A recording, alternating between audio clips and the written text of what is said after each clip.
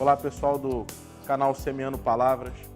Quero começar parafraseando filosofia de Capitão Nascimento. Missão dada é missão cumprida, desafio dado é desafio cumprido. Nosso amigo youtuber Ciro lançou um desafio sobre estender um pouquinho mais o assunto sobre o reino de Deus. Aí vou abrir um parênteses. Jonathan, um desafio para você, para os próximos. Ou para o Rui, também serve. Fala sobre o reino de Deus. Então, topei o desafio e vou tentar aqui delinear algumas coisas sobre o reino de Deus, principalmente no seu aspecto transformacional. E para isso eu quero ler um trechinho, ou na verdade uma parábola bem sucinta de Jesus em Mateus capítulo 13. O verso é número 33, que diz assim: E contou-lhes ainda outra parábola. O reino dos céus é como fermento que uma mulher tomou e misturou com uma grande quantidade de farinha, e toda a massa ficou fermentada. Uma parábola clara e clássica de Jesus acerca do reino de Deus e do crescimento do reino de Deus, mas nessa, de maneira muito específica, pode ser destacado o aspecto transformacional do reino. Em que sentido? É só pensarmos sobre o processo de fermentação da farinha.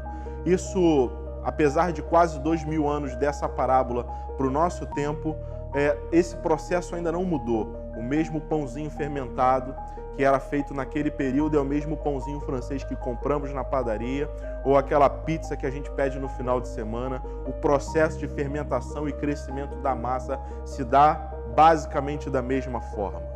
E a gente sabe muito bem, um pouquinho de fermento, se comparado em medidas proporcionais com a farinha, é quase que ínfima essa quantidade de fermento, mas a sua capacidade de transformação na massa, ela é total e plena.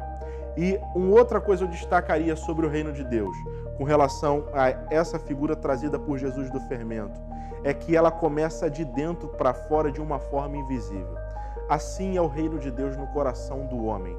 O reino de Deus no coração do homem, ele começa como essa quantidade, que às vezes é pequena, pouco levada a sério, pouco considerada, mas ela começa a atuar dentro do coração e trazer transformações reais e concretas e palpáveis, que começa a mudar o coração, a mente, a forma de pensar, seus sentimentos, as suas convicções, a partir da sementezinha do reino de Deus. Então o reino de Deus, quando é lançado na massa que é o coração humano, na vida do ser humano, apesar de ali, como uma pequena palavra, uma pequena mensagem, ela cai ali, naquilo ali, começa a transformar, a fermentar e fermenta toda a massa, não deixando a massa de ser massa, mas uma massa totalmente diferente, uma massa nova, uma massa levedada. Assim é a vida daqueles que um dia experimentam o reino de Deus, a sua mensagem, as suas convicções, a salvação que há em Cristo Jesus, porque o reino de Deus se inaugura com a vinda de Cristo Jesus. Palavras dele mesmo, quando ele é questionado e acusado de expulsar demônios por Beelzebul, e ele, retrucando ou respondendo, diz: se eu não expulso demônios por Beelzebul, mas sim pelo Espírito de Deus, é porque o reino de Deus chegou.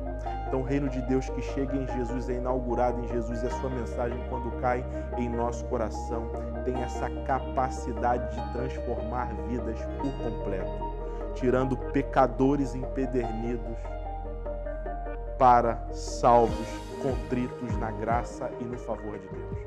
Então, isso é um pouquinho do reino de Deus. O reino de Deus que pode transformar vidas, transformar histórias, transformar casamentos, transformar sociedade.